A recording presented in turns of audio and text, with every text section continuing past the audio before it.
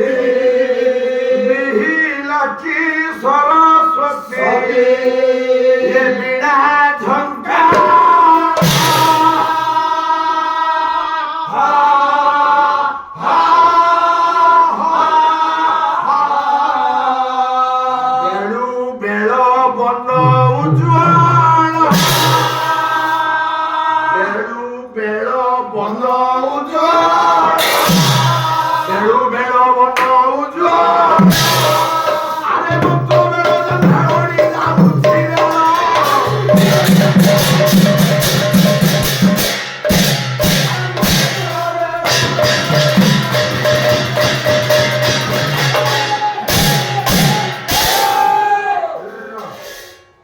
उपस्थित आम साहित्यिक अनुरागी तथा आम विदग्ध श्रोतामंडली एवं मोर मातृकल्पा भगिनीकल्पा स्नेहमयी करुणामयी बात्सल्यमयी ममतामयी मातृस्थानीय भगिनीस्थानीय माँ आज आज्ञा रजनी अतिक्रांत संगे संगे संगे आपण मानक सम्मुख में उपस्थापना करिछि प्रभु देवदेव महादेव चरित्रटीए प्रभु उद्देश्य काव्यटीए तमें जो 4-5 जन बसिल टे उपरକୁ पळै आसु ना अधारू जिबार अछि जदि जिबार अधारे जिबार अछि ताला आपण माने काकरे बसत केतेबेले चुप पुणी मुह लुचै कि आपण पळैबे छाई के पळै आसो मुह लुचै कि जाओ बा काम अछि जा किंतु काकरे बसनी ए उपरକୁ के पळै आसो जेतेबेले मन हबो आपण उठी के पळैबे तेणु आज्ञा ये होचे आज हम तो भारत वर्ष 1947 मसिया अगस्त 15 तारिख रे हम स्वाधीन हेछ तेणु एठी केही काम काके जे जबरदस्ती बसै पारे ना हम पकर स्वाधीनता स्वाधीन आज्ञा स्वाधीन पळै आसो पळे प्रभुଙ୍କର କଥା ଜାଗରତ ଜାଗ୍ରତ ରହିବ ଯେ ଆସିଲା ମା ଦେବ ଉଠିଗଲା ଘରକୁ ଯାଇକି କନ୍ଥା ବିଛଣା ପକେଇକି ଶୋଇବ ସେ କି ଜାଗର କଲା ସେ କି ପୁଣ୍ୟତା ଅର୍ଜନ କଲା ଆଜ୍ଞା ଦେହକୁ ଯଦି କଷ୍ଟ ହେଇନି ଦେହ ଏ ମା ଯଦି ପୁଣ୍ୟତା କରିବା ପୁଣ୍ୟ କରିବା ଦେହକୁ ଟିକେ କଷ୍ଟ ସହିବାକୁ ପଡ଼ିବ ଦେହ ଯଦି କଷ୍ଟ ସହିଲା ସହିଲାନି তাহলে কি ধর্ম আমরা করি সবদিন রাত্রিরে শুছে গোটে দিন উজাগর দিন তো উজাগর হল গোটে দিন আখি টিকে পড়িব নহলে সুন্দর মোটা টিকে অনিদ্রা হলে বিকৃতি হব এই 2 দিন পরে যে মুহূর্তু সেই মুহ কষ্ট টিকে করছিলে ভগবানଙ୍କର আশীর্বাদ ଆମ পাখରେ ଥିବ ଆଜି ସବୁ ଦେହ ଉଜାଡ଼ି ଦେବା ପ୍ରଭୁଙ୍କ ପାଖରେ ଉଜାଡ଼ି ଦେନ ଢାଳି ଦେ ଖାଇ ବାବା ହେ ପରମେ ଦ୍ୱାର ମଣ୍ଡଳ କଥା ଆମର ସାହିତ୍ୟ କଣ ଲାଗି शिवଙ୍କ ପାଖରେ କଥାଟା ଆମେ ଟିକିଏ ଥିଲା ମୁଁ କଥା ଆକାରରେ କହି ଦଉଛି ତାପରେ ପ୍ରଭୁଙ୍କ ଉଦ୍ଦେଶ୍ୟରେ କଥାଟା କିଏ ଯାଇକି ପହଞ୍ଚିକି ଶିବଙ୍କୁ ଅର୍ଚ୍ଚନା କରିଛି ଶିବ ସନ୍ତୁଷ୍ଟ ହେଇକି ବାହାରିଛନ୍ତି ଏ କଥା ମା ଯେତେବେଳେ ପ୍ରାରମ୍ଭିକ ପର୍ଯ୍ୟାୟରେ ମୁଁ କହୁଥିଲି ଯୁବକଟା 3ଟା ବର ମାଗିବ ଶିବ ଆଜ୍ଞା ବାହାରି ପଡ଼ିଲେ ଶିବ ବାହାରିକି ପଚାରିଲେ ବାପାରେ ପ୍ରଭୁ ତୁ କଣ ଚାହୁଁଛୁ ବର କଣ କି ବର ଚାହୁଁଛୁ आगुछि उठे मो धन दरकार टंका हां टंका को धन मु जदी धनी लोकटे हेतांती मु जदी जमीदार ते हेतांती मु पिंधिछि कोन देखुछु बाघ छाल पिंधिछि तू होछु मनीष तू बाघ ऊपर बसिकी यातायात करूछु से कथा तो पाई मन दुख पाई मु कहूनी मु बाघ चमड़ा पिंधिछि तू बाघ पिठीर माउतो होइकी बसिकी जाउछु ए कथा सारे काई की कहली ना या पुत्र नर बुद्धि बळे जिनिछि वसुंधरा हाथी पिठीर माउतो होइछि मनीष भालू को सर्कस नचाउछि मनीष बाघ पिठीरे बसि पारिछि मनीष एवरेस्ट शृंग को चढ़ी पाछि मनीष को पाखरे मागुछि मते धन दियो यदि मो पाखरे धन थांता मो स्त्री मो पुओ मो दी पुओ नदी ढुंगी शिवागुण समस्ते मते कहती ए हमर घर नाही हमें काकर खरा वर्षा शीत काकरे पड़ी अछि जति धन मागुछु ए धन मुझे दे दिए तो मन खुशी हे जीव ना प्रभु आउ गुटे बर अछि आउ गुटे हां प्रभु कोन ओ स्त्री रो गुटे पिला दरकार तामते तो बड़ पुओटा कि ना झियोटा दरकार अरे ये पिला व्यक्तिर मालिक होछि कृष्ण काई के कथा हम कहि ना जे जो मान पर पिला हुएनी से आगे बड़े मंत्र जप करती कोन ना देवकी सुत गोविंद वासुदेव जगत पते एइबे तनयम कृष्ण यत्वा मोहं शरणागत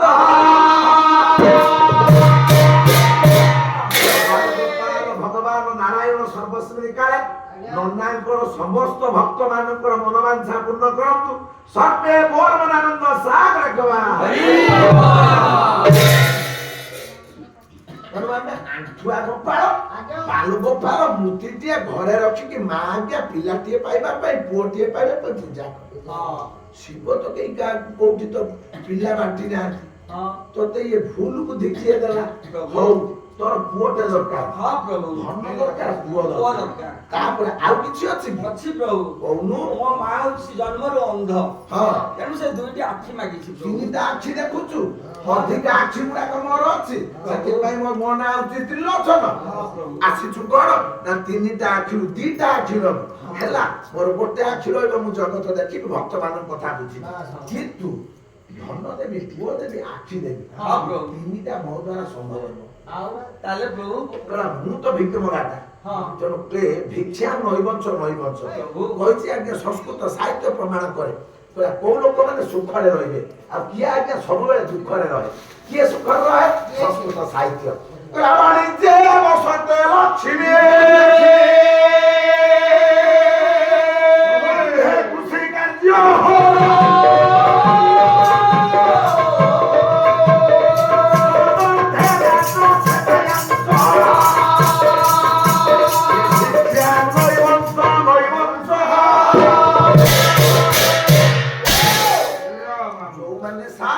ବାଣିଜ୍ୟ ବ୍ୟବସାୟ କରନ୍ତି ସେମାନଙ୍କ ପାଖରେ ପୁଳା ପୁଳା ଟଙ୍କା, ବାଣିଜ୍ୟ କରନ୍ତି, ବ୍ୟବସାୟ କରନ୍ତି, ସେମାନଙ୍କ ପାଖରେ ସବୁବେଳେ ଲକ୍ଷ୍ମୀ ଆଜ୍ଞା ସନ୍ତୁଷ୍ଟ ହେଇକି ଥାଆନ୍ତି। ତାପରେ ଯେ ବାଣିଜ୍ୟ କରୁନି, ବାଣିଜ୍ୟ ବସତା ଲକ୍ଷ୍ମୀ ନଗଦ କୃଷି କାର୍ଯ୍ୟ, ତା ତଳ ଧନୀ ଲୋକ ହଉଛି ଯେ କୃଷି କାର୍ଯ୍ୟ କରେ, କୃଷକ। ତେଣୁ ଆଜ୍ଞା କହନ୍ତିନି ଚାଷ ଅଛି ଯାହାର କି ସୁଖ ତାହାର, କି ଆନନ୍ଦ ତାହାର। ତେଣୁ ଆଜ୍ଞା ତାପରଟା ହଉଛି କୃଷକ। କୃଷକ ପରେ ଯେ ଆଜ୍ଞା ସବୁ ସରକାରୀ ଚାକିରି କରିଛନ୍ତି, ଆଗେ ବାଣିଜ୍ୟ, ତାପରେ କୃଷି, ତାପରେ ହେଲା ମାଲୁ ଯୋଉ ପୁଅ ଆର୍ମି ଚାକିରି କରିଛି କିମ୍ବା ମାଷ୍ଟର ହେଇଛି ବା ଯୋଉ ଚାକିରି କରୁନା କାହିଁକି, ତା ତଳିଆ 3 ନମ୍ବର ଗ୍ରେଡର ସେ ଲୋକ। କିନ୍ତୁ ଆଜ୍ଞା ଚତୁର୍ଥ କାର୍ଯ୍ୟ ଜୀବନରେ କେବେ କରିବେନି। ସେଇଟା କଣ? ଭଗବାନ ହାତ ଦେଇଛି, ଗୋଡ ଦେଇଛି, କିନ୍ତୁ ଭିକ୍ଷା ନୈବଂଶ ନୈବଂଶ। ଜୀବନରେ କେବେ ହେଲେ ତଳ ହାତ କରିକି ଆଜ୍ଞା କାହାକୁ ଭିକ ମାଗିବେ ନାହିଁ। ତେଣୁ ଶିବ ଚିନ୍ତା କଲେ ମୁଁ ତ ହଉଛି ଭିକାରୀଟା, ମୁଁ ହଉଛି ଗରିବ ଲୋକଟା, ତେଣୁ ଆଜ୍ଞା ମୋ ପାଖରେ ଏତେ ଧନ କୋଉଠୁ ଆସିବ? ତାପରେ ପୁଅ ନବ, ଆଖି ନବ। ବାବାରେ ପ୍ରଭୁ ସମୟ ନାହିଁ, ତୁ ମୋ କଥା ମାନିବୁ? ମୁଁ ଯଦି ତ ଇଏ ପ୍ରାର୍ଥନାରେ ସନ୍ତୁଷ୍ଟ, ଗୋଟେ ବର ମୁଁ ଦେଇପାରିବି ନା ପ୍ରଭୁ। ଗୋଟିଏ ବର ନେଲେ ମୋ ଘରେ କଳି ହେବ, ଆଉ ମୁଁ ଦେଇପାରିବିନି। ନା 3ଟି ବର ଦିଅନ୍ତୁ ପ୍ରଭୁ, ବହୁତ ଆଶା ନେଇକି ଆସିଯାଏ ତମ ଧନ ପାଖକୁ ଫେରିଯା ପ୍ରଭୁ। ଆଉ ରାଗିକି କହିବି ପଳେଇବୁ ପ୍ରଭୁ? ମୁଁ ବା କହୁଛି ଦେଇପାରିବିନି, ତୁ ମତେ କହୁଛୁ ପ୍ରଭୁ। ଠିକ ଅଛି ପ୍ରଭୁ। ଆଉ ଭଗବାନ ରାଗିଲେ ତୁ ଯିବୁ। ମୁଁ 3ଟା ବର ଦେଇପାରିବିନି। ତାହେଲେ କଣ ଫେରିଯିବି? ନା ଫେର ନା, ଗୋଟେ ବର ଦେବି। ନା ମୁଁ ଗୋଟେ ବର ନେବି। ମୁଁ ଜାଣିଛି ତୁ ତା ମଣିଷା। ଅତିବଡି ଜଗନ୍ନାଥ ଦାସ ଭାଗବତରେ କହନ୍ତି କଣ ଜାଣିଛୁ? ବୁଦ୍ଧି ବିବେକ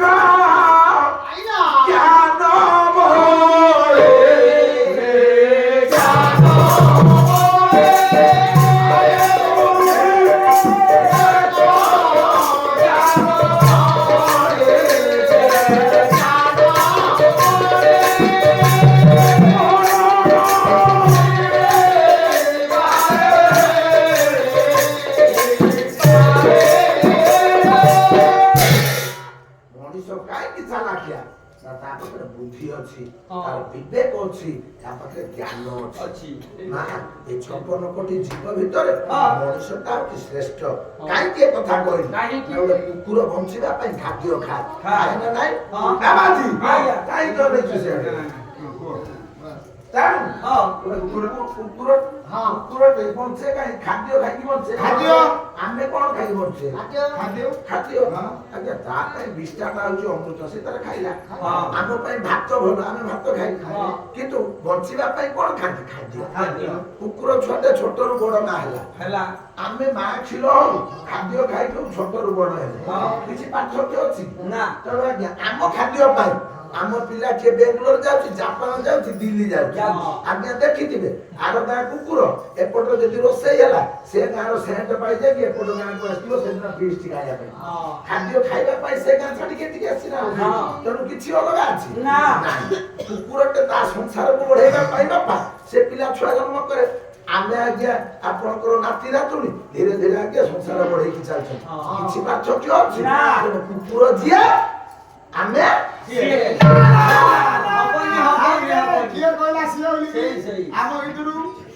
କୁକୁର ଯେ ଆମେ ସେ କଥା ଶୁଣି ବୁଝୁଛୁ। କୁକୁର ଯେ ଆମେ ସିଏ ନେ ତୁ ଖାଲି ଅନଉଛୁ କାନ ଭିତରୁ ନେବର ସାଏ ହଁ ଆମେ ପ୍ୟାଣ୍ଟ ସାର୍ଟ ପିନ୍ଧୁଛନ୍ତି କୁକୁର କଣ ପିନ୍ଧୁଛି କି ଓହୋ ଠିକ ହଉ ଏ କଥାଟା ଠିକ ଆଉ ଶୁଣା ଏ କଥା ଠିକ ନା ନାଇଁ ତମେ ବାନିୟନ ପିନ୍ଧିଛ ସନ୍ତା ପିନ୍ଧିଛ ପ୍ୟାଣ୍ଟ ପିନ୍ଧିଛ କୁକୁର ପିନ୍ଧୁଛି ନା এটা হচ্ছে পার্থক্য এটা হচ্ছে পার্থক্য মা আমার তৃতীয় শ্রেণী বইর ছুয়া তৃতীয় কিংবা চতুর্থ শ্রেণী বই আমি সমস্তে ভাই ভৌণী গোটে বিষয় ଅଛି ମାଲକାନଗିରିର ଗୋଟେ ବଣ୍ଡା ପାହାଡ଼ ଅଛି ସେଠି ହଉଛି ରୋମ ମାନେ କଣ ବେ ହଁ ସେଠି ଗୋଟେ ମଣିଷ ଅଛି ବଣ୍ଡା ପାହାଡ଼ରେ ମଣିଷ ବାସ କରୁଛି ସରକାର ବହୁତ କପଡ଼ା ପଠଉଛି କିନ୍ତୁ ପାହାଡ଼ ତଳେ ଢଳା ହଉଛି ସେମାନେ ଆଗେ ପିନ୍ଧୁନାହାନ୍ତି ଆମଭଳିଆ ମଣିଷ ଆଜି ପର୍ଯ୍ୟନ୍ତ ଲଙ୍ଗଳା ହେଇକି ବୁଲୁଛନ୍ତି ଆଉ କୁକୁର ଲଙ୍ଗଳା ହେଇ ବୁଲିଲା କଣ ପାର୍ଥକ୍ୟ ରହିଲା ମଣିଷ ଲଙ୍ଗଳା ଆଉ ନହେଲେ 15,000 ବର୍ଷ ପୂର୍ବକୁ ଯଦି ଆମେ ଫେରିଯିବା ମଣିଷ ଯାଯାବର ଜୀବନ ଯାପନ କରୁଥିଲା ଲଙ୍ଗଳା ହେଇକି ବୁଲୁଥିଲା ପାର୍ଥକ୍ୟ କଣ ଅଛି ନା ଯଦି ସେ କଥା ହେଲା ତାହେଲେ ଆମର ଆଧାର କାର୍ଡ ତ ଅଛି ତାର ଅଛି ନା ଆଧାର କାର୍ଡ ହଁ ଅଛି କୁକୁର ପ୍ରତି ସାବଧାନ ଗେଟରେ ଦେଖିବେ 3,000 5,000 10,000 ଟଙ୍କାର କୁକୁର ଅଛି ଗେଟ୍ ପାଖରେ ତ ଆଧାର କାର୍ଡ ଲେଖା ହେଇଛି ଲେଖା ହେଇଥିବ ବଡ ବଡ ଅକ୍ଷର ଗେଟ୍ ହାତ ମାରିବା ପୂର୍ବରୁ କୁକୁର ପ୍ରତି ସାବଧାନ ସେଇଟା ବା ତାର ରାସନ କାର୍ଡ ଆଉ ମୁଣ୍ଡ କାଇଁ କାମ କରୁନି ହଁ ଲାଙ୍ଗୁଡ ଲାଙ୍ଗୁଡ ହଁ ସିଏ ଖୁଚିକି କହୁଛି ହଁ ଲାଙ୍ଗୁଡ ମନେ ପକେଇଛି ଆରେ ଏ ମଣିଷର ଲାଙ୍ଗୁଡ ଥିଲା ଥିଲା ତେଣୁ ମୁଁ କାହିଁକି ଏ କଥା କହିଲି ନା ଆଜ୍ଞା ଷଷ୍ଠ ଶ୍ରେଣୀର ଯଦି ଇତିହାସ ବହିକି ପ୍ରଥମ ବିଷୟର ପ୍ରଥମ ଅଧ୍ୟାୟର ଶେଷ ପାରାରେ ଦେଖିବେ ମଣିଷ ବାନର ଠାରୁ ଜନ୍ମ ହେଇଛି ନାଇଁ ଆମ ସଂସ୍କୃତ ସାହିତ୍ୟ କହେ ଆମେ ମାଙ୍କଡ କୁଳରୁ ଜନ୍ମ ହେବା ପରେ ଆସିକି ମଣିଷ ହେଲେ କାହିଁକି ଏ କଥା କହିଲି ନା ସ୍ଥାବର ବିଂଶ ଲକ୍ଷାଣି ଲକ୍ଷାଣି ଜଳ ଜୀବ ଦଶ ଲକ୍ଷାଣି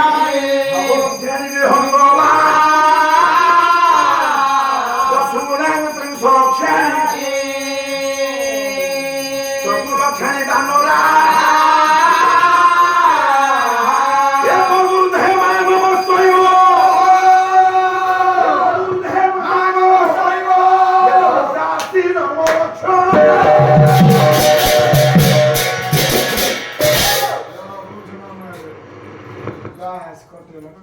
ଚତୁର୍ଲକ୍ଷାଣି ବାନରା ମାଙ୍କଡ କୂଳରେ ଆମେ ମଣିଷ 4 ଲକ୍ଷ ଥର ଜନ୍ମ ହେଇଛୁ ତେଣୁ ସେ ବହିରେ ଲେଖା ହେଇଛି ପୁଣି ତମେ କୋଉ ଶ୍ରେଣୀରେ ପଢୁଛ ସନ୍ଧ୍ୟା କବିତା ଅଛି ତମର ଆମ ସାହିତ୍ୟ ବହିରେ ଗୋଟେ ସନ୍ଧ୍ୟା କବିତା ଅଛି କଳା କବି ଏଇଥିରୁ ଟିକେ ତାକୁ ଲେଖିଛି କି ମନ ଦୁଃଖ କରିବ ଗୀତ ବାଦ୍ୟ ପଠ ଗୀତ ସଂଗ୍ରାମ ନତି ସଂଗମ ଆହାର ବ୍ୟବହାର ତ ଶିଖିବ ତମେ ଟିକେ ବାଜାର ଅଛ ଗୀତ ଚାଲିଛି ମୁଣ୍ଡ ଟିକେ ହେଇଯାଇଛି ପାଠକୁ ଯାଉନି ମନେ ପକେଇକି କହିବା ହଉ ଉପସ୍ଥିତ ଆମର ସଚନ ତଥା ଆମର ସାହିତ୍ୟିକ ଅନୁରାଗ ବଢିଲା ଶିବାଜୀ ଓରାଙ୍ଗ ଓଟାଙ୍ଗ ମା ମାନେ ସବୁ ପଳେଇ ଆସ ଯିଏ ଯେତେବେଳେ ଚାହିଁବା ଆପଣ ଯାଇପାରିବେ ଭୋକ ଲାଗିଲେ ବା ନିଦ ଲାଗିଲେ ଆପଣ ମାନେ ଉଠିକି ଯାଇପାରିବେ ଆପଣ ଉଠିକି ପଳେଇଲେ ଦୁର୍ଗା ପୂଜାର କେହି ନାହାନ୍ତି ପାଲା ବନ୍ଦ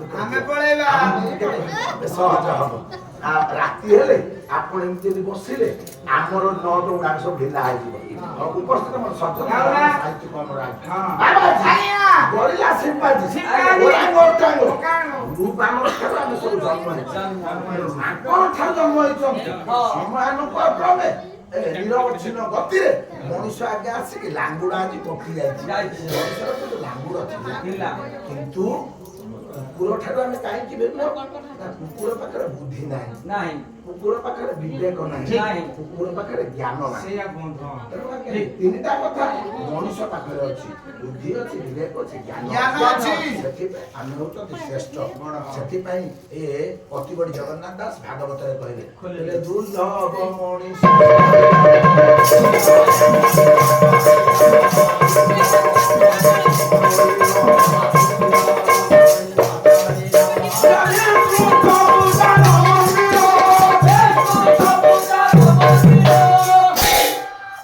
ଦୁର୍ଲଭ ମଣିଷ ଶରୀର ମାଲୋ ଦେଖ ପାଇକି ହଁ କି ହିନସ୍ତା ଆମେ ହଉଛେ ହଁ ଦୁର୍ଲଭ ଶରୀର ହଁ ମଣିଷ ଜାଣିଛି ଏ ଶରୀର ଆମେ ଥରେ ପାଇଛନ୍ତି ପୁନର୍ବାର ପାଇବା କି ନା ଆମ ପାଇଁ ହୁଏତ ଆଜ୍ଞା ସନ୍ଦେହର ବିଷୟ କାହିଁକି ଏ କଥା କହିଲି କାହିଁକି ସଂସାରରେ ଦୁର୍ଲଭ କଣ ସଂସାରରେ ବାସ୍ତବରେ ଦୁର୍ଲଭ କଣ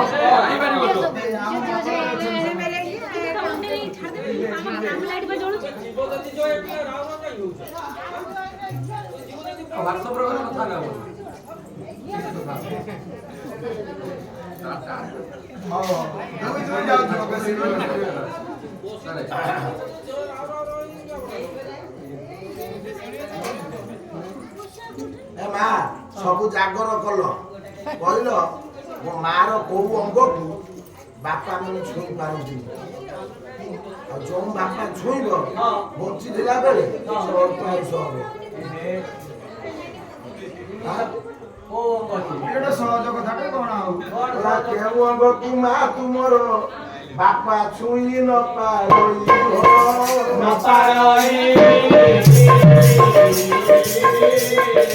କେଉଁ ଅଙ୍ଗକୁ ମା ତୁମର ଛୁଇଁ ନ ପାରଇ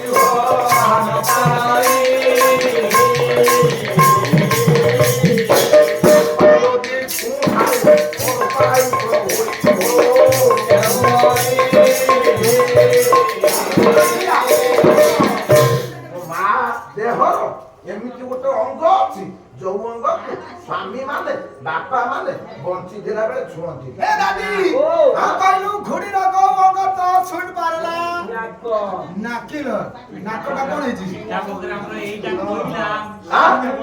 ଯେମିତି ମା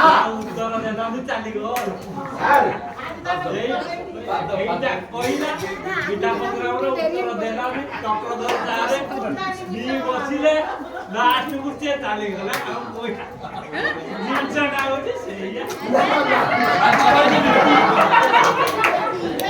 ସିଏ ବସିଲେ ଲାଷ୍ଟ ପର୍ଯ୍ୟନ୍ତ ସେ କିନ୍ତୁ ଚାଲିଗଲା କହିଲେ ଗୋଟେ କଥା ନୁହଁ ଗୋଟେ ନୁହଁ ମୁଁ ଆଉ ଗୋଟେ କଥା କହୁଛି ଆପଣଙ୍କ ଦେହରେ ଏମିତି ଗୋଟିଏ ଅଙ୍ଗ ଅଛି ମା ଆପଣଙ୍କ ଅଙ୍ଗର ସେ ଦେହକୁ ସେ ଅଙ୍ଗକୁ ଛୁଇଁ ପାରିବେ ନାରୀ ମାନେ ପୁରୁଷର କେଉଁ ଅଙ୍ଗକୁ ଛୁଇଁ ନ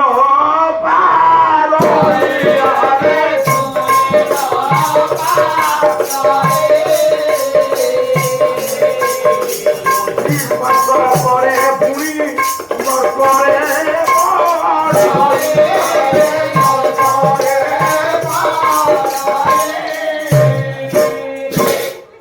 ଏ କଥା ମା ଘରେ ପଲଙ୍କ ଉପରେ ଶୋଇଲେ ମିଳିବ ହଉ ଜାଣୁ କଥା ଥିଲା କଣ ନା ଦୁର୍ଲଭ ମଣିଷ ଶରୀର ଦୁର୍ଲଭ ମଣିଷ ଶରୀର ଇଏ ସଂସାର ଦୁର୍ଲଭ ସବୁ କଣ ଆପଣ ମାନଙ୍କର ଚାଣକ୍ୟ କହିଲେ ପୁନର୍ବିତ ଭାଜିଆ ପୁନର୍ମୋହି সর্বঙ্গ পুনঃ লভ্যতে এত সর্বঙ্গ পুনঃ লভ্যতে ন শরীর পুনঃ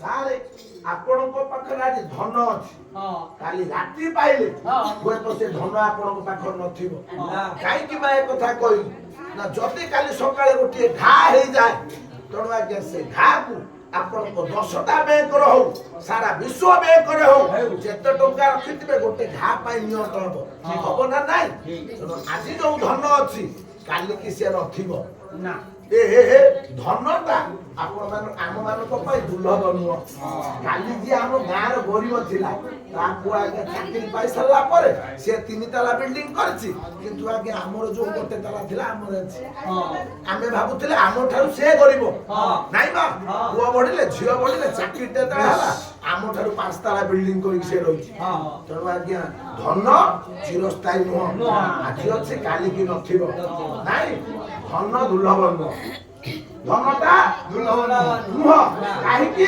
ଧନ ଯାଏ ଆଉ ଧନ ମଧ୍ୟ ଆସେ ପୁନଃ ମିତ ପୁନ ମିତ ମିତ ବୋଲନ୍ତେ ସାଙ୍ଗ ସାଙ୍ଗ। ତେଣୁ ପଞ୍ଚମ ଶ୍ରେଣୀର ଯିଏ ସାଙ୍ଗ ହେଇଥିବ ସେ ହଉଛି ଷଷ୍ଠ ଶ୍ରେଣୀକି ନଥିବ ନାଇଁ ଷଷ୍ଠ ଶ୍ରେଣୀର ଯିଏ ସାଙ୍ଗ ହେଇଥିବ ସେ ସପ୍ତମ ଶ୍ରେଣୀକି ନଥିବ ନଥିବ ଭାଇ ନା ଆପଣ ମାନେ ଜାଣିଥିବେ ଯେତେବେଳେ ମାଟ୍ରିକ ପାସ୍ କଲେ ଗାଁ ସାଙ୍ଗମାନେ ଗାଁରେ ରହିଗଲେ ଆମକୁ ବାପା ପଠେଇଲେ ତୁ ଯା ଅକ୍ସଫୋର୍ଡ କଲେଜରେ ପଢିବୁ କିମ୍ବା ଭୁବନେଶ୍ୱରରେ ପଢିବୁ କି ଆଜ୍ଞା ପୁରୀରେ ପଢିଲା ଆଉ କିଛି ନୂଆ ସାଙ୍ଗ ମିଳିଲେ ସାଙ୍ଗଟା ଏ ସଂସାରର ଦୁର୍ଲଭ ନୁହଁ ସାଙ୍ଗ ଗଲେ ସାଙ୍ଗ ମିଳିବ କିନ୍ତୁ ଆଜ୍ଞା ବାସ୍ତବରେ ଯିଏ ବନ୍ଧୁ ସିଏ ଥରେ ଚାଲିଗଲେ ଆଉ ମିଳିବନି ସଂସାରର ବାସ୍ତବର ବନ୍ଧୁ କିଏ ଠାକୁର ଅଭିନ ସୁନ୍ଦର ପରମଣା ଚନ୍ଦ୍ର ଅଭିରାମ ପରମହଂସ କହିଲେ କଣ କହିଲେ ବନ୍ଧୁ ଖୋଜିବାକୁ ଗଲି আগে চালু যে ছিল জগতে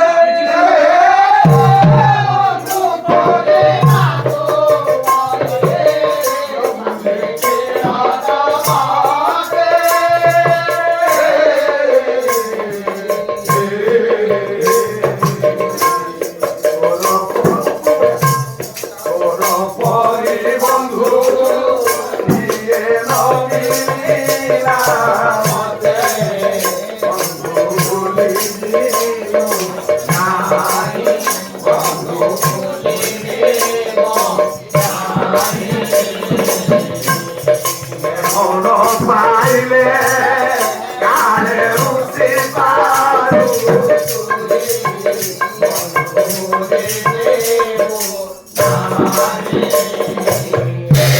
মায়ের সংসারর বাস্তবর বন্ধু কিଏ না ଆପଣ ମାନେ ଦେଖିଥିବେ ନା କୌଣସି ଲୋକକୁ ଜ୍ୱର ହେଲା କି କାଶ ହେଲା କି ବଡ ରୋଗରେ ପଡିଲା ତା ପୁଅ ମାନେ ଡକ୍ଟର ପୁଅ ଇଞ୍ଜିନିୟର ପୁଅ ବା ବଡ ବଡ ଚାକିରି କରିଥିବା ପୁଅ ମାନେ ତାକୁ ନେଇକି ବଡ ମେଡିକାଲରେ ଟ୍ରିଟମେଣ୍ଟ କଲେ ପ୍ରଫେସର ମାନେ କହିଲେ ଦେଖ ଆଜ୍ଞା ଆପଣ ଯେତେ କୋଟି ଟଙ୍କା ଖର୍ଚ୍ଚ କଲେ ମଧ୍ୟ ଆଉ ଏ ଲୋକକୁ ଆମେ ବଞ୍ଚେଇ ପାରିବାନି ନା କ୍ୟାନ୍ସର ହେଇଛି ଯେତେବେଳେ କ୍ୟାନ୍ସର ହେଇଯାଇଛି ବୋଲି ଡାକ୍ତର ଘୋଷଣା କରିଦବ ପୁଅ ମାନଙ୍କ ବ୍ୟାଙ୍କରେ ଟଙ୍କା ଗଚ୍ଛିତ ଥିବ ବହୁତ ଟଙ୍କାର ମାଲିକ ହେଇଥିବ କିନ୍ତୁ ଆଜ୍ଞା ଟଙ୍କା ଫେଲ ମାରିଲା ଡାକ୍ତର ପୁଅ କୋଟି କୋଟି ଟଙ୍କା ରୋଜଗାର କରୁଥିବା ପୁଅ ବସିକି କାନ୍ଦିବ ଡାକ୍ତର କହିଛି କ୍ୟାନ୍ସର ହେଇଯାଇଛି ଆଉ କୌଣସି ପ୍ରକାର ଭଲ କରିହବ ନାହିଁ ତେଣୁ ଆଜ୍ଞା ସେତେବେଳେ ଜଣେ ହିଁ ତାର ବନ୍ଧୁ ସେତେବେଳେ ପ୍ରଫେସର ମାନେ ମନା କରିଦିଅନ୍ତି ପୁଅ ଡାକିବ ହେ ଜଗନ୍ନାଥ ଜଗନ୍ନାଥ ହେ ଠାକୁରେ ମୋ ବାପାକୁ ବଞ୍ଚେଇ ଦିଅ ରୋଗୀ ଯିଏ ରୋଗର ଛଟପଟ ହଉଛି ସେ ଜାଣିବ ମୋ ପୁଅ ମତେ ବଞ୍ଚେଇ ପାରିବନି ମୋ ସ୍ତ୍ରୀ ମତେ ବଞ୍ଚେଇ ପାରିବନି କେହି ମତେ ବଞ୍ଚେଇ ପାରିବ ଜଣେ ହିଁ ବଞ୍ଚେଇବ ସିଏ ହଉଛି କିଏ ନା ଜଗନ୍ନାଥ ଜଗନ୍ନାଥ ନାରାୟଣ କାହିଁକି ସାର୍ ମୁଁ କହିଲି ନା ଜଣେ ଗାୟକ ରତ୍ନ ତାଙ୍କ ମାଟି କଣ ତୁ ପାଲା ଘର ଛୁଆ ପାଟି କରୁଛୁ ତେଣୁ ଗାୟକ ରତ୍ନ ସାର୍ ଆପଣ ଚିହ୍ନିଥିବେ ମୁଁ ଦେଖିନି ଆପଣ ସେ ତାଙ୍କ ପାଲା ଦେଖିଥିବେ ଗାୟକ ହଉଛନ୍ତି ଲୋକନାଥ କର ଯେତେବେଳେ ଗନ୍ଧ ଦେଶରେ ଗାଲରେ ତାଙ୍କର କ୍ୟାନ୍ସର ହେଇଗଲା ସେତେବେଳେ ସିଏ ହଉଛନ୍ତି ପାଲା ଗାୟକ ବର୍ତ୍ତମାନ ସିନା ଟଙ୍କା ବଢିଗଲାଣି ପାଲା ସବୁ ରେଟ୍ ବଢିଗଲାଣି ସେତେବେଳେ କିନ୍ତୁ ସେମାନେ 20 ଟଙ୍କା 10 ଟଙ୍କାରେ ପାଲା ଗାଉଥିଲେ ଆମ ସାର୍ ହୁଏତ ଆଜ୍ଞା 20-25 ଟଙ୍କାରେ ପାଲା ଗାଇଥିବେ କିନ୍ତୁ ଆମେ ସେ ପାଲା ଗାଇବୁ ଆମ ବେଳକୁ ଟଙ୍କା ବଢି ଯାଇଛି ତେଣୁ ଲୋକନାଥ ଯେତେବେଳେ କ୍ୟାନ୍ସର ହେଲା ତାଙ୍କୁ ଆଜ୍ଞା ଚେନ୍ନାଇର ଭେଲୋର ଡାକ୍ତରଖାନାକୁ ପଠାଗଲା ଓଡ଼ିଶା ସାରା ଘୋଷଣା କରାଗଲା ଯେ ଲୋକନାଥ ସାର୍ଙ୍କୁ କ୍ୟାନ୍ସର ହେଇଛି ଯିଏ ଯେତିକି ଦାନ କରିବା କଥା କାଇଣ୍ଡଲି ଟିକେ ଦାନ କରନ୍ତୁ ଏ ଓଡ଼ିଶା ସାରା କଳାକାର ମାନେ ଯାହା କିଛି ପାଇଲେ ସେମାନେ ଆଜ୍ଞା ଦାନ କଲେ ସେତେବେଳର ମୁଖ୍ୟମନ୍ତ୍ରୀ ଥାନ୍ତି ଜାନକୀ ବଲ୍ଲଭ ପଟ୍ଟନାୟକ ତେଣୁ ଜାନକୀ ସେତେବେଳେ ମୁଖ୍ୟମନ୍ତ୍ରୀ ଥାନ୍ତି ନନ୍ଦିନୀ ଶତପଥୀ କୁହାଗଲା ଯେ ସମସ୍ତେ ମିନତି କଲେ ଯେ ଲୋକନାଥ କରାଉଛନ୍ତି ଗାୟକ ରତ୍ନ ଓଡ଼ିଶାର ଗୋଟିଏ ଉଜ୍ଜଳ ପ୍ରଦୀପ ଲିଭିଯିବ ଗୋଟେ ବରେଣ୍ୟ ଦୀପଟିଏ ଲିଭିଯିବ 50,000 ଟଙ୍କା ଦିଅନ୍ତି ହୁଏତ ଲୋକନାଥ କର ଭେଲୋର ମେଡିକାଲରେ ନା ବଞ୍ଚିଯିବେ 50,000 ଟଙ୍କା ନନ୍ଦିନୀ ଶତପଥୀ ମଧ୍ୟ କଳାକାରକୁ ବଞ୍ଚେଇବା ପାଇଁ ଆଜ୍ଞା ପଠେଇଲେ କିନ୍ତୁ ଶେଷର ବହୁ ଟଙ୍କା ଉଜାଡ଼ି ହେଲା କିନ୍ତୁ ଭେଲୋର ଡାକ୍ତର ମାନେ କହିଲେ ଆମେ ଆଉ ପାରିବୁନି ଲୋକନାଥଙ୍କର ବିଛଣାରେ ପଡୁଛନ୍ତି ଆଜ୍ଞା ଚିନ୍ତା କଲେ ମୁଁ ଆଉ ବଞ୍ଚିବି ତେଣୁ ମୋ ଶେଷ ଜୀବନର ଜଣେ ସାହାଯ୍ୟ ଯାହା ପାଇଁ ମୁଁ ଚାମଡ଼ଟା ଧରିକି ପାଲା ଗାଉଥିଲି ପୁରାପଲ୍ଲୀରେ ଓଡ଼ିଶାର ପୁରାପଲ୍ଲୀରେ ସବୁ ନାରାୟଣ ନାରାୟଣଙ୍କୁ ଭଜୁଥିଲି ସେଇ ହବ ମୋ ଶେଷ ଜୀବନର ଦାୟାଦ ସେଇ ହବ ସହାୟକାରୀ ତେଣୁ ଆଜ୍ଞା ଚିଠିଟି ଆଉ ହାତ ଚାଲୁନି ହାତ ଧରିଲାନି ପାଟି ଖନେଇ ଆସିଲାନି ବିଛଣାରୁ ଉଠି ପାରୁନାହାନ୍ତି ନର୍ସ ଆଣିକି କହିଲେ ଝିଅର ମୋ ପାଟିରୁ ଦିପଦ ବାହାରୁଛି ଗୋଟେ ଚିଠି ଲେଖିଦେ କହିଲିକି ଦବୁ ମୋ ଆରାଧ୍ୟ ଦେବତା ଗୋପୀନାଥଙ୍କ ପାଖରେ ଏ ଚିଠିଟା ପହଞ୍ଚେଇ ଦେବୁ ଲେଖିଲା ଆଜ୍ଞା କହିଲି ଶିକ୍ଷା ଦି ପଦ ମୁଁ ଦେବି କହିଲା କହିଲି ନା ଉଡ଼ିଯିବୁ ଓଡ଼ିଶା ରଦେଶ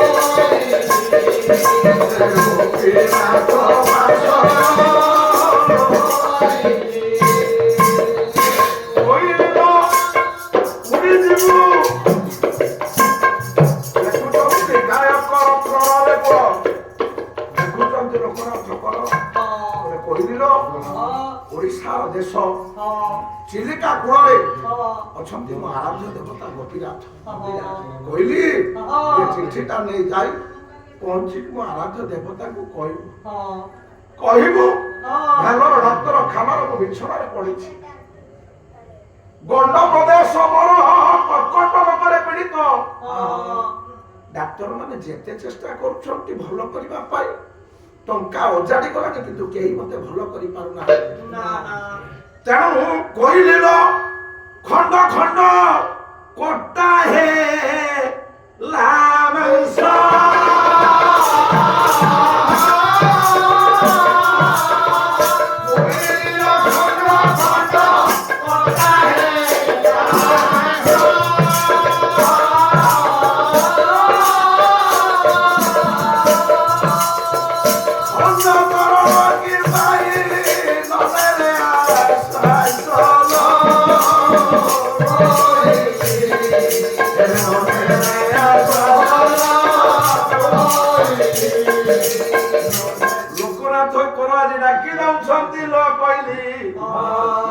ଖଣ୍ଡ ଖଣ୍ଡ ଏଇ ପ୍ରତିଦିନ ମୋ ଗଣ୍ଡ ପ୍ରଦେଶର ମାଂସ ଗୁଡାକ କଟା ଯାଉଛି କିନ୍ତୁ ଡାକ୍ତର ଯେତେ ମାଂସକୁ କାଟିକି ନୂଆ ମାଂସ ପକଉଛି ଦିନେ ଦୁଇ ଦିନ ଯେତେବେଳେ ଚାଲି ଯାଉଛି ସେ ମାଂସ ଗୁଡାକ ପୁନର୍ବାର ପଚି ଯାଉଛି ଯେତେବେଳେ ଲୁହାର କହିଚିରେ ମୋ ମାଂସ ଗୁଡାକୁ ଛିଡଉଛନ୍ତି ମତେ ଭାରି କଷ୍ଟ ହଉଛି ଡାକ୍ତର ମାନଙ୍କର ଯମଯନ୍ତ୍ରଣା ମୁଁ ଆଉ ସହିପାରୁନି ଓଡ଼ିଶାର ବଡ ଠାକୁର ଗୋପୀନାଥ କହିଲା ଗଣ୍ଡରେ ସେ ଖଞ୍ଜା ହେଲା ଖଣ୍ଡ ଖଣ୍ଡ ମାଂସ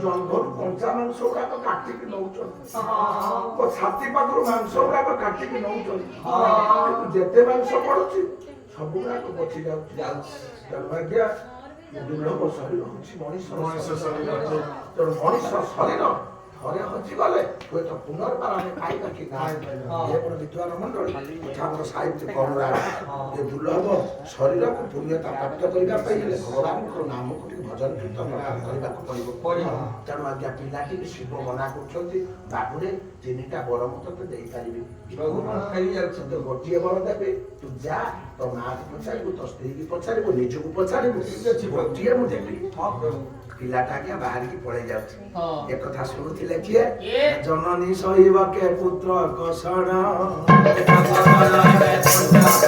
ଜନନୀ ସହିବକେ ପୁତ୍ର କଷଣ କିଛି କ୍ଷଣ ଯେମିତି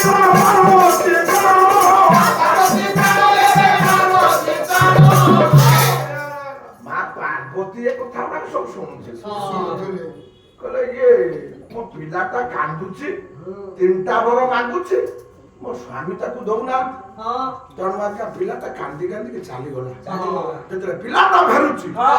ମା ପାର୍ବତୀ ସଙ୍ଗେ ସଙ୍ଗେ ଗୋଟେ ବୁଢୀ ରୂପକୁ ଧାରଣ କଲେ ହଁ। ମୁଣ୍ଡର କେଶ ପାଚି ଯାଇଛି ହଁ। ଏ ଅଣ୍ଟାକୁ ଭାଙ୍ଗିକି ହଁ। ମା ପାର୍ବତୀ ଝପଟି ଝପଟି ହଁ। ଶୀଘ୍ର ଶୀଘ୍ର ଯାଇ ଯୁବକର ପଥକୁ ଅବରୋଧ କଲେ ଶୀଘ୍ର ଆରେ ବାବୁ ର ମା କୁଆଡେ ଚାଲିଛୁ ବାବୁ ଯାଉଛି ମୋ ଘରକୁ ଯାଉଛି ଆରେ କାହିଁକି ଯାଇଥିଲି ମନ୍ଦିରକୁ ଯାଇଥିଲି ଦେବଦେବ ମହାଦେବଙ୍କ ପାଖକୁ ଯାଇଥିଲି ହଁ କିଛି ବର ମାଗିବା ପାଇଁ କଣ କଲେ ମନା କରିଦେଲେ କେତୋଟି ବର ମାଗିଲୁ 3ଟି ବର ମାଗିଲି 3ଟି ବର ପ୍ରଭୁ କହିଲେ ସେ ଗୋଟିଏ ବର ଦେବି ଦେଲେନି ନା ହଉ ଶୁଣ ମୋ କଥା ଶୁଣ କୁହ ମା ମୋ କଥା ଆଜି ମାନିବୁ ହଁ ମାନିବି ମା କୁହ ଆରେ ତ ବର ପୂର୍ଣ୍ଣ ହବ କୁହ ମା ଶୁଣ ଯାହା କହିବ ମୁଁ ମାନିବି। ଗୋଟିଏ ବର ମାଗିବୁ ଗୋଟିଏ ବର ହଁ ତାହେଲେ ସେ ଗୋଟିଏ ବର କଣ ମାଗିବି পুত্র কনক পাত্রেষু ভুক্তা জননী দর্শনে বরং দেই তুমি বস ପାର୍ବତୀ ଯେତେବେଳେ କହିଦେଲେ ଶୋକଟାକୁ ପିଲାଟି ଆଜ୍ଞା ମନରେ ଘୋଷି ଘୋଷି ଆସି ଶିବଙ୍କ ପାଖରେ ପହଞ୍ଚିଗଲା ତେଣୁ ଆଶୁତୋଷ ଶିବଙ୍କୁ ଆଜ୍ଞା ଡାକିଦେବା ମାତ୍ରକେ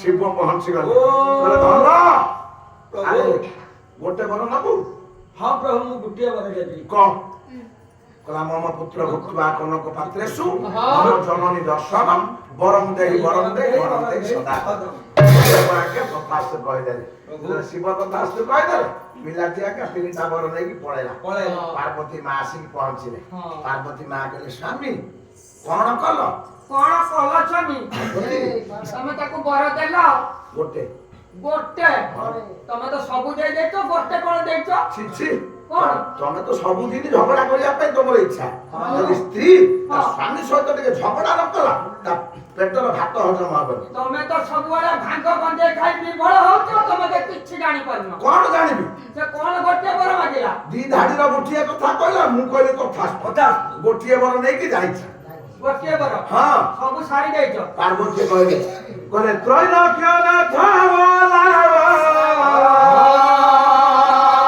ହେ ପ୍ରଭୁ ଲଙ୍କେଶ୍ୱର ତ୍ରୈଲୋକ୍ୟ ନାଥ ପ୍ରଭୁ ତୁମକୁ ଲଜ୍ଜା ନାହିଁ କି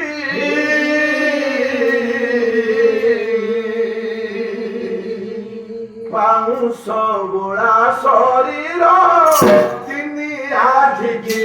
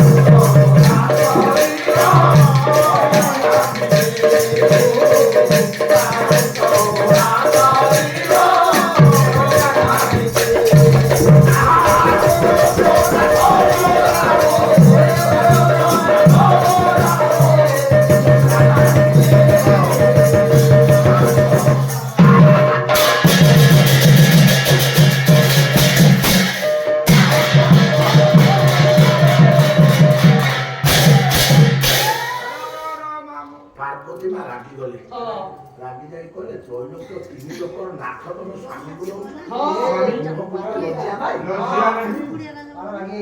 ଯେତେବେଳେ ସ୍ତ୍ରୀ ରାଗିବ ସ୍ୱାମୀ ଚୁପ୍ ହେଇଯିବ ସ୍ୱାମୀ ଯଦି ଗର୍ଜୁଥିବ ସ୍ତ୍ରୀ କିନ୍ତୁ ଛାଡିବନି କାହିଁକି କହୁଛି ଆପଣ ବୁଝିପାରୁଛନ୍ତି ମୁଁ ଖୋଲିକି କହୁନି ତେଣୁ ଇଏ ଯେତେବେଳେ ପାର୍ବତୀ ଗର୍ଜିଲେ ଶିବ ହାତ ଯୋଡ଼ିଲେ କହିଲେ କଣ ହେଇଛି ତମେ ତ ସବୁ ଛାଡି ଯାଇଛ ତମେ କଣ ଗୋଟିଏ ବର କହୁଛ ଦେଇଛ କହିଲା ଇଏ ସେ ପାର୍ବତୀ କହୁଛନ୍ତି ତିନି ଲୋକର ନାଥ ବୋଲଉଛ ତମ ମୁହଁରେ ଟିକେ ଲଜ୍ଜା ନାହିଁ ଲଜ୍ଜା ଲାଗୁନି ତମ ପାଉଁଶ ଅବଳା ଶରୀର ତିନି ଆଖିକି ହେ ତିନି ରଚନ ତମେ ତମ ମୁହଁକୁ ଲଜ୍ଜା ଆଉ କାହିଁକି ନାହିଁ ନା ତମେ ତ ଭାରି ଦରିଦ୍ର ତମର ନିଜର ଗୁହାଳ ନାହିଁ କି ତମେ ଯୋଉ ଷଣ୍ଢ ରଖିଛ ତାର ବି ଗୁହାଳ କହିଲା ଷଣ୍ଢର ନା ଗୁହାଳ ଅଛି ଶିବର ବି ଗୁହାଳ ନାହିଁ କିନ୍ତୁ 1998 ମସିହାରୁ ନନାଙ୍କର ଜେଜେବାପା ନା ଶାନ୍ତ ବାପା ତାଙ୍କ ପାଇଁ ଘର କରିଦେଇଛନ୍ତି ନାଇଁ ହଉ ଉପସ୍ଥିତ ଆମର ସଜ୍ଜନ ଘର କଲେ ଦେଖୁନାହାନ୍ତି ଗ୍ରିଲ ଲାଗିଛି କବାଟ ଲାଗୁଛି ଫାଙ୍କା ରହିବ ଆପଣ ଦେଖନ୍ତୁ କି ଶୀତ ଗଲା ଆମେ ଶୋଇଲା ବେଳେ କବାଟ ଦେଇ ଦଉଛନ୍ତି କବାଟର କାଳେ ଫାଙ୍କରେ ନା ଥଣ୍ଡା ପଶିଯିବ ଡୋର ସ୍କ୍ରିନ୍ ଟାଙ୍ଗିଛନ୍ତି ତାଙ୍କର ଡୋର ସ୍କ୍ରିନ୍ ଅଛି ଖାଲି ଗ୍ରିଲ ତା ଦେହରେ ପବନ ପାସ୍ କରୁଛି ତେବେ ବି ତାକୁ ଗରମ ତା ଉପରେ ସକାଳୁ ପାଣି ଢାଳୁଛି ବ୍ରାହ୍ମଣ ଠିକ ନା ନାଇଁ କାରଣ ଶିବଙ୍କର ଗୁହାଳ ନାହିଁ କି ତାଙ୍କ ବାହନର ଗୁହାଳ ନାହିଁ ସମସ୍ତଙ୍କର ଗୁହାଳ ଅଛି ଆମର ବିଦ୍ୱାନ ମଣ୍ଡଳୀ ସାହିତ୍ୟିକ ଅନୁରାଗ ପାର୍ବତୀ ମା କହିଲେ ଦେଖ ତିନିଟା ବର ତାକୁ ଦେଇଛ କଣ ଦେଇଛି କଣ ସେ ମାଗିଲା ମମ ପୁତ୍ର ମମ ବୋଲତେ ମୋର ଅସ୍ମଦ ଶବ୍ଦ ଷଷ୍ଠୀ ବିଭକ୍ତି ଏକ ବଚନ କହିଲେ ମମ ମାନେ ମମ ମେ ଆବୟ ନଉ ଅସମାକମ ନହ ନାଇଁ ତେଣୁ ମମ ବୋଲତେ ମୋର କହିଲେ ମମ ପୁତ୍ର ମୋ ପୁଅ ଭୁକ୍ତୁଆ ଭୁକ୍ତୁଆ ଅର୍ଥ ଖାଉଥିବ ମୋ ପୁଅ ଖାଉଥିବ କୋଉଥର କନକ ପାତ୍ରରେ ସୁନା ଥାଳି ତେଣୁ ଆଜ୍ଞା ସୁନା ଥାଳିର କିଏ ଖାଇବ ଧନୀ ଲୋକ ଖାଇବ ଗରିବ ଲୋକ ସେଇଥିପାଇଁ ତା କଦଳୀ ପତ୍ର ସୁନା ଥାଳି କାରଣ ତା ଜୀବନର ସେ ସୁନା ଥାଳି ଦେଖିନି ବା ଦେଖି ପାରିବନି ତେଣୁ ଆଜ୍ଞା ତାକୁ କଦଳୀ ପତ୍ରକୁ କହିବ ଏଇଟା ଆମର ସୁନା ଥାଳି ମନକୁ ବୁଝେଇ ଦେଲେ ବରପତ୍ର ବି ସୁନା ଥାଳି ହେଇଯିବ ଉପସ୍ଥିତ ଆମର ସଜ୍ଜନ କନକ ଦେଲ ସୁନା ଦେଲ ଧନ ବି ଦେଲ ପୁଅ ଦେଲ ତାପରେ ସେ କହିଛି ମମ ଜନନୀ ଦର୍ଶନ ମୋ ମା ତାକୁ ଦେଖିବ ତା ମା ତ ଜନ୍ମରୁ ଅନ୍ଧ ଦେଖିବ କେମିତି ପ୍ରଭୁ ତାକୁ ପରୋକ୍ଷରେ ତା ମାକୁ ମଧ୍ୟ ଦିଟା ଆଖି ଏତେ ବଡ ଚାଲାକ ମଣିଷ ଭାବିଥିଲି ଏତେ ପରୀକ୍ଷା କରୁ କରୁ ଖସିଗଲା କାହିଁକି ମା ଖସିଗଲା ତା କୃଷ୍ଣ ପ୍ରସାଦ ବସୁ ପଶ୍ଚିମବଙ୍ଗକୁ ଛାଡ଼ିକି ଯାଜପୁର ଜିଲ୍ଲାର ଘର କଲେ ଓଡ଼ିଆ ସାହିତ୍ୟକୁ ଉଜ୍ଜୀବିତ କରିବା ପାଇଁ ମଞ୍ଜୁଳ ଉପାଧି ନେଲେ ବସୁ ପୁଅ ଲେଖିଲେ ଗୋଟିଏ ପଦ ପ୍ରଭାସ ଦରକାର କଣ କହିଲେ କାହିଁକି ସେ ଲୋକ ଜିତିଲା ତେଣୁ ସୁକୃତ ଅଛି ନା ଆପଣ ମାନେ ଏତିକି ବସିଲେ ମୁଁ କହିସାରିଛି ମା ଦୀପ ଉଠିଲା ପରେ ତମେ ସବୁ ପଳେଇଲେ ନା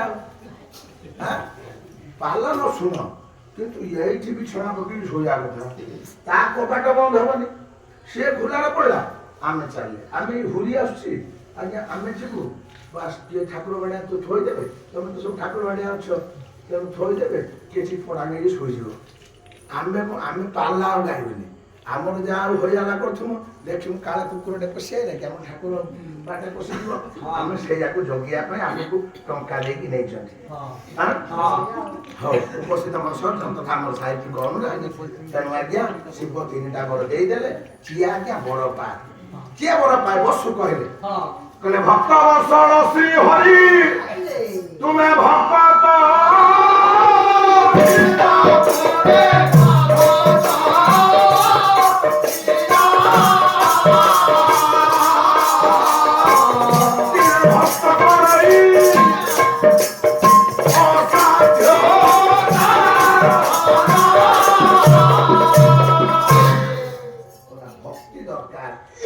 ଭାଗ ଦରକାର ଭକ୍ତି ସ୍ନେହ ଭାବ ରହିଲେ ଭଗବାନଙ୍କୁ ଆମେ ପାଇବା।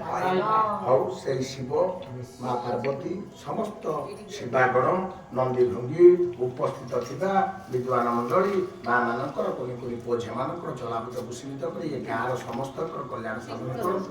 ସର୍ବେ ଗୌରବାନନ୍ଦ ସାଗରେ ବହି ପଦମ ଡାକିଛି ମୁନି ମୁଖ ବେଦସ୍ୱନ ପୂର୍ଣ୍ଣ କଲା ଶ୍ୟାମବର୍ଣ୍ଣ ଉଠିଲା ଗଗନ ଭେଟି ଉଚ୍ଚ ଉଠା। ଆଜ୍ଞା କୈଳାସ ପର୍ବତ ଏ କୈଳାସ ପର୍ବତରେ ଶିବ ବସିକି ଧ୍ୟାନ କରୁଛନ୍ତି। ଧ୍ୟାନ କେମିତି କରୁଛନ୍ତି? ଗୋଟିଏ ପଦ ଶିବ ବସନ୍ତି ଧ୍ୟାନରେ। ବାମ ପାର୍ଶ୍ୱରେ ବସନ୍ତି କିଏ? ମା ପାର୍ବତୀ କାତ୍ୟାୟନୀ ଅମ୍ବିକା ମା ପାର୍ବତୀ ବସିଛନ୍ତି। ଶିବ କିନ୍ତୁ ନିରବ ନିଶ୍ଚଳ ଭାବରେ ଆଜ୍ଞା ଧ୍ୟାନ କରୁଛନ୍ତି। ଧ୍ୟାନ କେମିତି ଥିଲା? ଶ୍ଵେତ ସମାଧିସ୍ଥ ମୌନାବ୍ରତି ଜାତି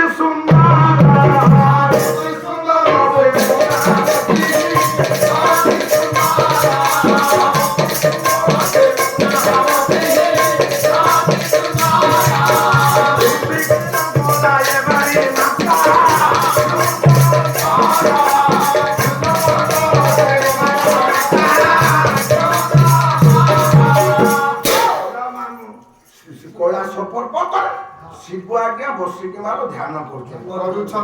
ପାର୍ବତୀ ଶିବଙ୍କ ମୁହଁକୁ ଚାହୁଁଛନ୍ତି, ମୁହଁଟାକୁ ବଡଟେ କରିଦଉଛନ୍ତି। କିଛି ମୋ କଥା ଶୁଣୁନାହାନ୍ତି। ହଜାର ଥର ସ୍ୱାମୀ ସ୍ୱାମୀ ଡାକିଲେଣି, ମୋ କଥା ମତେ ଶୁଣୁନାହାନ୍ତି।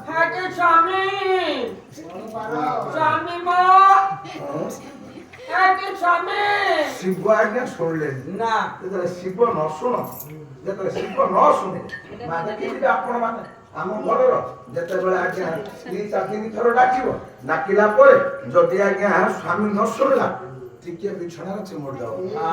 4ଟା ରାତିରେ ଉଠିଲ କିବେ ତୋର ଉଠିବା କାମ ତୁ ଉଠୁ, ମତେ କାହିଁ ଚିମୁଡ଼ି ନା ମୁଁ ଉଠି ସାରିଛି ତମେ କାହିଁ ଶୋଇବ?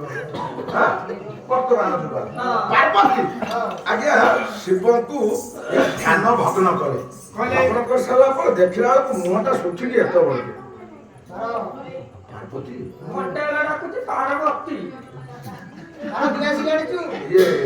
ଧ୍ୟାନ କରୁଛନ୍ତି। କଣ ହେଇଛି ତମ ମୁହଁଟା କେମିତି କାହିଁ ଶୁଣା କା ମୋ ପାଖକୁ ଟିକେ ଆଇଲ। ତମେ ଯେ ରାଗିଯିବ ଏ କୈଳାସ ପର୍ବତର ସୁଖ ରହିବ। ଏ ମା ଏଟା ତମେ କାହିଁକି କହୁଛ? ଲକ୍ଷ୍ମୀ ନାରାୟଣଙ୍କର କଳି ଅଛି ଜାଣିଥିବେ। ମାଣବସା ବହି ମା ପଢିଛ କଣ? ବଳରାମ ଦାସ ଲେଖିଛନ୍ତି, ନମସ୍ତେ କମଳା ନାଗ ଏ ସାଗର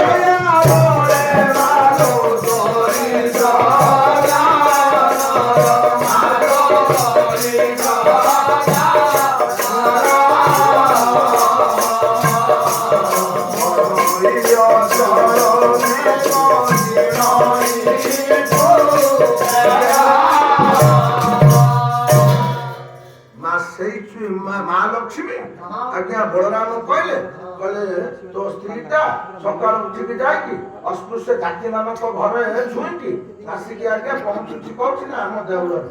ଜଗନ୍ନାଥ ପଚାରିଲେ ମୋ ସ୍ତ୍ରୀ କୋଉଠିକି ଯାଇଥିଲା? ଜଗନ୍ନାଥ କହିଲେ ନନା ମୋ ସ୍ତ୍ରୀ ବିରୁଦ୍ଧରେ କହୁଛ, ତମ ଜୀବ ଛିଡ଼ି ପାରୁନି। ମୋ ସ୍ତ୍ରୀ ତ ସେଭଳି ଆଜ୍ଞା ଭଲ ସ୍ତ୍ରୀ ମୋର। କାରଣ ଯଦି ମୋ ସ୍ତ୍ରୀ ଭଲ ନ ହେଇଥାନ୍ତା ମୁଁ ଘରକୁ ନେଇଥାନ୍ତି। ସ୍ତ୍ରୀ ଭଲ ନହେଲେ କିଏ ଯିବ ଶ୍ୱଶୁର ରହିବ ନା? ଆମ ସ୍ତ୍ରୀଟା ଭଲ ବୋଲି ମୁଁ ଘରକୁ ଅଛି ନା। ତମେ କାହିଁ ମୋ ସ୍ତ୍ରୀ ବିରୁଦ୍ଧରେ କହୁଛ? ଦେଖିବ କଥାଟା ଶୁଣ, କାଲି କଣ କରିଛି ତମ ସ୍ତ୍ରୀ? କଣ ପଦ୍ମ ଫୁଲ ଦେଖି ତାଙ୍କ ଇଏ ବଳିଲା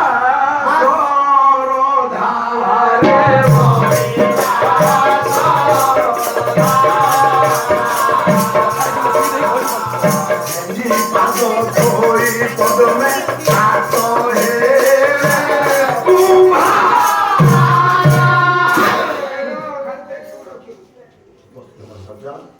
बोला श्रिया छोड़ा घरे पद्म फूल देखी जाइए रखिदेले निया नागिगला लगे बलराम जड़िला स्त्री की काटदेले जहाँ लक्ष्मीनारायण कड़ी अच्छी ना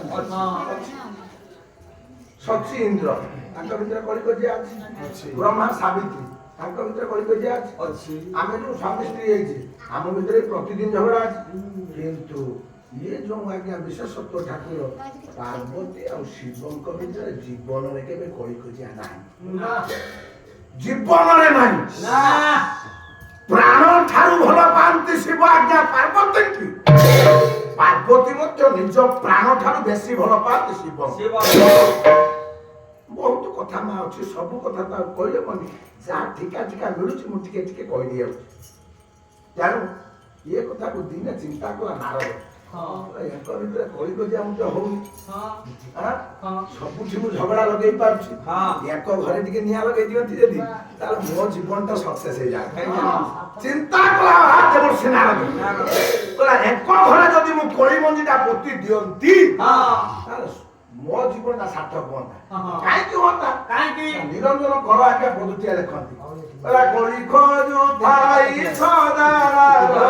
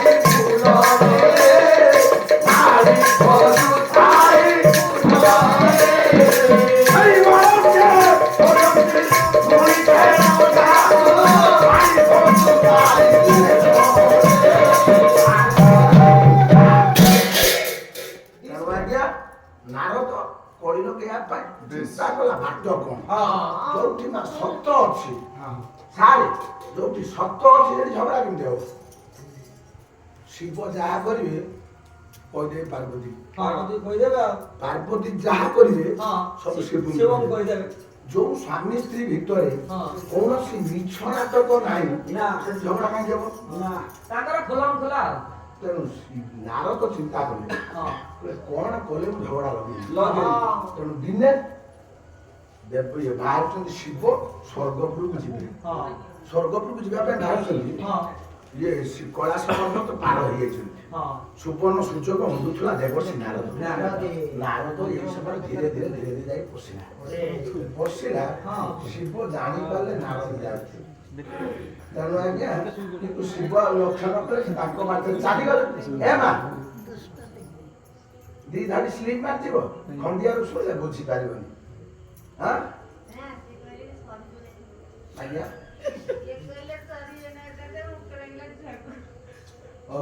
पूरी खाइबी तुम सब जाओ ना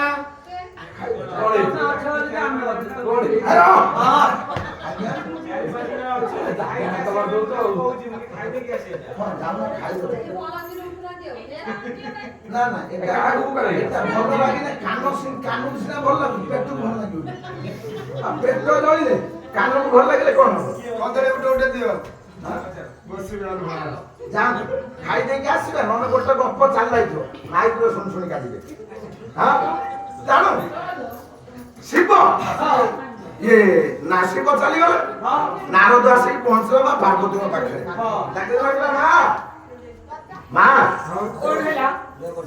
पार्वती कहले धन रे बहुत दिन पर तुम घर को कहला मां मोर बहुत मने पड़ला तो कथा मु सेते भाबिली मो मां के टिके देखा करके आसी कितु ये नारद आज्ञा फलमूल खाइला खाई सारला परे कहला मां मते विदाय देम जाउछी हाँ तेणु नारद जो पड़े जाऊँ समय କଥାଟା କହିଦେଇକି ଯା ହଁ। ହେଲେ ମା କଣ? ମୁଁ ଆସିଥିଲି କାହିଁ ଜାଣିଛ ତାହେଲେ କାହିଁକି ଆସିଥିଲୁ? ଆସିଥିଲି ହଁ ଏ ବାପା ସବୁବେଳେ ତମକୁ ସତ କହୁଥିଲା ହଁ ସତ କହନ୍ତି।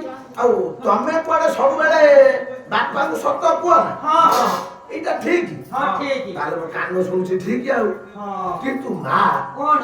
ତମ ସ୍ୱାମୀ ହଁ ମୋ ବାପା ଶିବ ହଁ ବେକରେ ଯୋଉ ମଲା ମୁଣ୍ଡ ଗୁଡାକ ପକେଇଛନ୍ତି ହଁ। ସେ କାହା ପାଇଁ ପକେଇଛନ୍ତି ସେ କଥା କେବେ ତୁମକୁ କହିଛନ୍ତି ନା କଳି ମଞ୍ଜି ତାକୁ ବୁଣି ଦେଲା ଆଜି ନାରଦ କହି ସେ ଜାଣ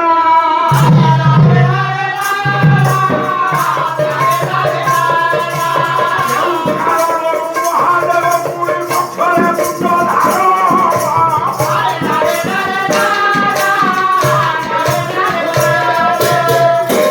ମା ହଁ କହୁଛ ତମ ସ୍ୱାମୀଟା ହଉଛି ସତୁଆ ସ୍ୱାମୀ ହଁ କାହିଁ ତମକୁ ତ କହିନାହାନ୍ତି ସେ ଯୋଉ ବେକରେ ପକେଇଛନ୍ତି ମଲା ମୁଣ୍ଡର ମାଳ ହଁ।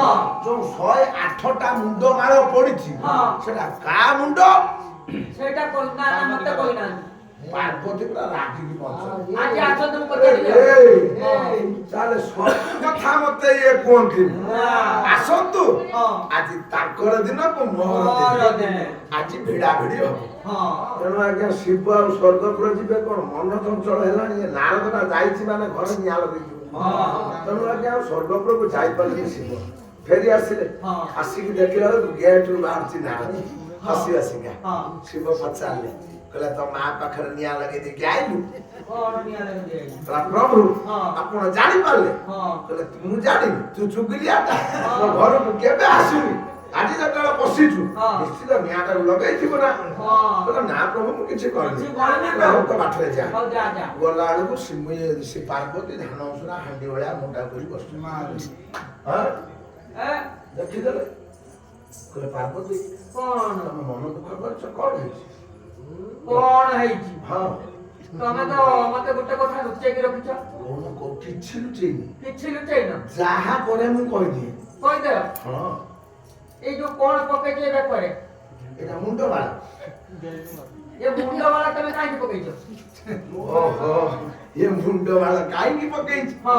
ଏ ମୁଣ୍ଡ ଗୁଡାକ ଯୋଉ 108ଟା ମୁଣ୍ଡ ଅଛି ହଁ। ଏ କାହାର ମୁଣ୍ଡ ହଁ। ଏଇ କଥା ଜାଣିବା ପାଇଁ ଚାହୁଁଛୁ ହଁ ପାର୍ବତୀ ପାର୍ବତୀ କଣ? ଏ ମୁଣ୍ଡ ଗୁଡାକ ହଉଛି ସବୁ ଗୁଡାକ ତୁମ ମୁଣ୍ଡ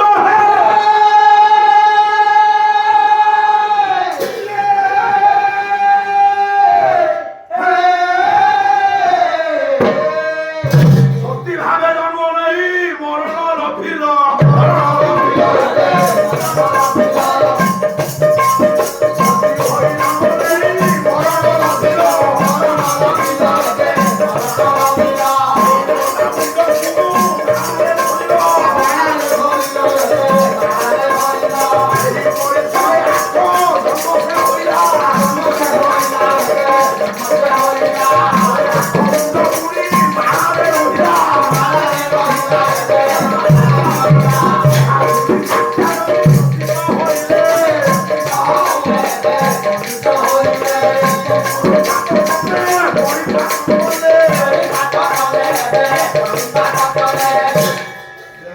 ମାଲୋ କହିଲେ ପାର୍ବତୀ ହଁ ଇତି ପୂର୍ବରୁ ହଁ ତମେ 108 ଜନ୍ମ ତମର ଚାଲି ଯାଇଛି କାଇଁ ମୁଁ ଜାଣିପାରିଲି ନା। ସବୁ ଯୁଗରେ ମତେ ତମେ ପାଇବା ପାଇଁ ଚେଷ୍ଟା କରିଛ ହଁ କୋଉଠି ଅଗ୍ନିରେ ଝାସ ଦେଇଛ ହଁ କୋଉଠି ପାଣିରେ ଝାସ ଦେଇଛ ଦେଇଛ। ତେଣୁ ଆଜ୍ଞା ସବୁ ଯେତେବେଳେ ତମେ ମୃତ୍ୟୁବରଣ କର ହଁ। ସେଇ ମୁଣ୍ଡଟାକୁ ମୋ ମାଳାରେ ମୁଁ ଧାରଣ କରେ ପାର୍ବତୀ କହିଲା "ଆରେ ଏତେ ଭଲ ପାଆନ୍ତି ମତେ ମୁଁ ଏତେ କଥା ଜାଣିନି। ଏଇଟା ସବୁ ଜନ୍ମ ଜନ୍ମାନ୍ତର ମୋରି ମୁଣ୍ଡ ହଁ ତେଣୁ ଆଜ୍ଞା ସେଇ ପାର୍ବତୀ ହଁ। ମାନ କରିକି ବସିଛନ୍ତି ହଁ ଶିବ କହିଲା ଆରେ ପାର୍ବତୀ କଣ ତମେ ମାନ କଲେ ମତେ ଏତେ ଭଲ ଲାଗିବନି କେମିତି ଭଲ ଲାଗିବ? କଣ ହେଇଛି କହୁନ ମୋ ଝିଅ ହାତରେ ବି ଭଲ ଲାଗୁନି। ଓ, ଭଲ ଲାଗୁନି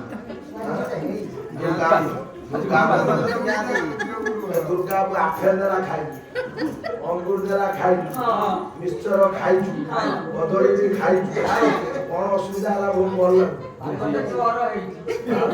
ଜ୍ୱର। ଲାଗୁଛି ପାର୍ବତୀ କଣ ମନ ଦୁଃଖ କରନି ଆସିଲ ମୋ ବାଡ଼ିକୁ ରାମାନି ନିରତନ ଧନି